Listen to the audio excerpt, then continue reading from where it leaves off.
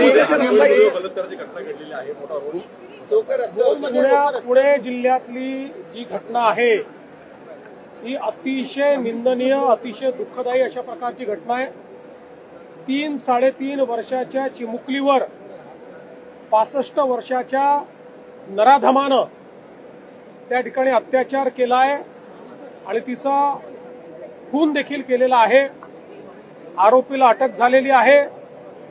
आरोपीचे अशा प्रकारचे जुने संदर्भ देखील त्या ठिकाणी दिसतायत। एकूणच या घटनेतनं समाजामध्ये मोठा रोष आहे। सगळ्यांनाच या घटनेमुळे त्या मुलीच्या बद्दल, त्यांच्या परिवाराबद्दल प्रचंड हळहळ वाटते। आरोपीला अटक तर केलीच आहे, पण मी आश्वस्त करू इच्छितो की फास्ट ट्रॅक कोर्टामध्ये हा संपूर्ण हे प्रकरण आम्ही नेऊ। स्पेशल त्या ठिकाणी फास्ट ट्रॅक कोर्ट तयार करायला आम्ही हायकोर्टाला विनंती करू।